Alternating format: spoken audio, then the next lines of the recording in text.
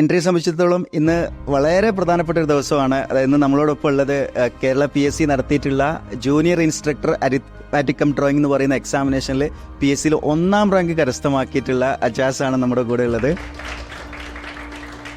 അജാസിനെ കുറിച്ച് പറയുകയാണെന്നുണ്ടെങ്കിൽ നമ്മുടെ ഗോൾഡ് ബാച്ചിലും അതേപോലെ തന്നെ ഇന്റർവ്യൂ ബാച്ചിൽ, ഗോൾഡ് ബാച്ച് എന്ന് പറയുമ്പോൾ എപ്പോഴും നമ്മൾ റിസൾട്ട് പ്രൊഡ്യൂസ് ചെയ്യുന്ന സമയത്ത് പലപ്പോഴായിട്ട് ഇവിടെ വന്നപ്പോഴും ഗോൾഡ് ബാച്ചിലുള്ള സ്റ്റുഡൻസ് ആണ് എപ്പോഴും റിസൾട്ട് പ്രൊഡ്യൂസ് ചെയ്തിട്ടുള്ളത്. ആ ഒരു ഗോൾഡ് ബാച്ചിൽ തന്നെ സ്റ്റുഡൻ്റ് ആണ് അജാസ്. അപ്പോൾ ഈ ഒരു വിജയം എന്ന് പറയുന്നത് എൻട്രിയെ സംബന്ധിച്ചിടത്തോളം ഈ 1ാം റാങ്ക് എന്ന് പറയുന്നത് മറ്റൊരു ചരിത്ര നിമിഷം തന്നെയാണ്. അപ്പോൾ ഇതിൽ ഈ ഒരു വിജയത്തിലേക്ക് എൻട്രിയിലേക്ക് എത്തിച്ച അജാസിൻ്റെ എക്സ്പീരിയൻസും അതേപോലെ അജാസിന് നമ്മളിലൂടെ എക്സ്പീരിയൻസ് ചെയ്തിട്ടുള്ള കാര്യങ്ങളൊക്കെ നമുക്ക് അജാസിൻ്റെ അടുത്ത് തന്നെ ചോദിച്ചറിയാം.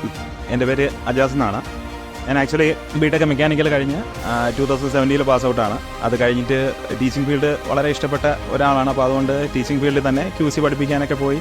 അത് കഴിഞ്ഞിട്ട് കോവിഡ് വന്നതിന് ശേഷം പോസ്റ്റ് ഓഫീസിൽ ജോലി കിട്ടി. പോസ്റ്റ് ഓഫീസിൽ 10th മാർക്ക് ബേസിൽ പോസ്റ്റ് ഓഫീസിൽ ജോലി കിട്ടിയിട്ട് അവിടെ പട്ടം പോസ്റ്റ് ഓഫീസിൽ ജോലി ചെയ്യുന്ന സമയത്താണ് ആക്ച്വലി ഈ PSC എന്ന് പറയുന്നൊരു സ്പാർക്ക് എനിക്കുണ്ടാവും.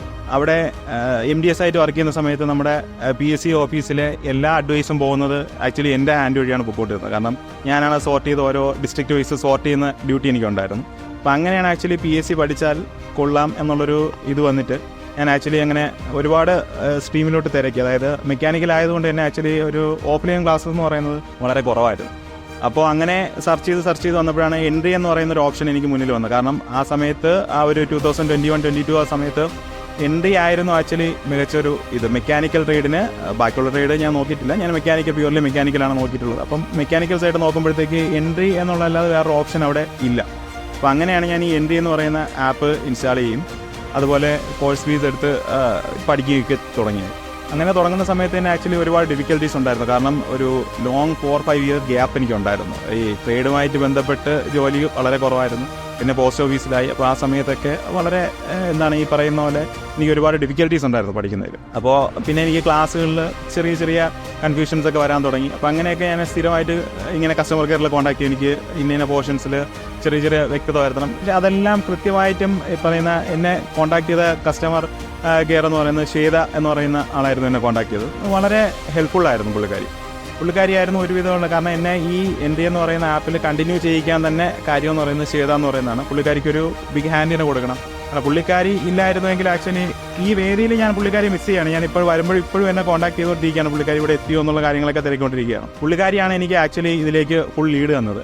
അതിനുശേഷം പ്രോപ്പർ മെക്കാനിക്കൽ പഠിച്ചുകൊണ്ടിരുന്നപ്പോഴാണ് ഈ പറയുന്ന പോലെ എന്നെക്കൊണ്ട് പറ്റില്ല എന്നൊരു തോന്നിയ സന്ദർഭത്തിലാണ് ACD അരിത്മെറ്റിക് കം ഡ്രോയിങ്ങിൻ്റെ നോട്ടിഫിക്കേഷൻ വരുന്നത്. അങ്ങനെ നോട്ടിഫിക്കേഷൻ വരുമ്പോഴത്തേക്ക് ഞാൻ പിന്നെയും ഓപ്ഷൻസ് എടുത്തു. കാരണം അപ്പോഴെനിക്ക് സംശയമായിരുന്നു ഈ എൻട്രി ശരിയാകുമോ എന്നുള്ളൊരു സംശയം എനിക്കുണ്ടായിരുന്നു. അങ്ങനെ ഞാൻ ഓപ്ഷൻസ് എടുത്തു. ഒരു 15ഓളം ACD കോഴ്സസ് എടുക്കുന്നവരുടെ നമ്പറും കാര്യങ്ങളൊക്കെ എടുത്ത് എല്ലായിടത്തും കോൺടാക്ട് ചെയ്ത് ആക്ച്വലി ഫീസും കാര്യങ്ങളൊക്കെ ചോദിച്ചു, ഡ്യൂറേഷൻ എങ്ങനെയാണ്, മോഡ് ഓഫ് ക്ലാസ്സസ് എല്ലാം ചോദിച്ചു.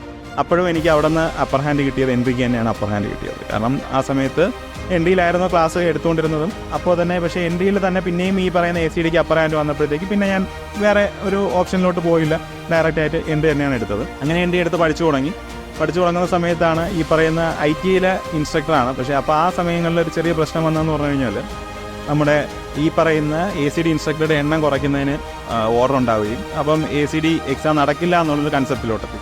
അപ്പോൾ ഒരു 3 മാസം കഴിഞ്ഞപ്പോഴത്തേക്ക് ഞാൻ ആക്ച്വലി ഡ്രോപ്പ് ചെയ്തു. കാരണം എൻ്റെ പൈസ പോയി, എക്സാം നടക്കില്ലെങ്കിൽ പിന്നെ പൈസ നമുക്ക് റീഫണ്ട് ചെയ്യാൻ പറ്റില്ല, അല്ലെങ്കിൽ ആ ഒരു കോഴ്സ് പോയി എന്നുള്ളൊരു കൺസെപ്റ്റിൽ നിൽക്കുകയായിരുന്നു. അങ്ങനെ പെട്ടെന്നായിരുന്നു ആക്ച്വലി 2022 ജനുവരിയിൽ, ഇപ്പോഴും ഓർമ്മയുണ്ട്, 22-ലാണ് നോട്ടിഫിക്കേഷൻ ആയിരുന്നു. 23 ജനുവരിയിൽ ഫസ്റ്റ് വീക്ക് തന്നെ കൺഫർമേഷൻ കൊടുക്കാൻ മെസ്സേജ് വന്നു. കൺഫർമേഷൻ കൊടുക്കാൻ വന്നപ്പോഴത്തേക്ക് ആക്ച്വലി എനിക്ക് ഉറപ്പായി എന്തായാലും കൺഫർമേഷൻ കൊടുക്കാൻ പറഞ്ഞു. 3 വേക്കൻസിയാണുള്ളത്. അവിടെയാണ് ഏറ്റവും വലിയ പോയിന്റ് ഉള്ളത്. 3 വേക്കൻസിയേ ഉള്ളൂ. അതിൽ കൂടുതൽ എടുക്കുമെന്ന് യാതൊരു ഇത് ഉറപ്പുമില്ല. അങ്ങനെ ഒരു കണ്ടീഷനായിരുന്നു. അപ്പോൾ 3 വേക്കൻസിയിൽ 3-ൽ ഒരാളാകണം എന്നുള്ള രീതിക്ക് തന്നെയാണ് ഞാൻ പഠിച്ചത്.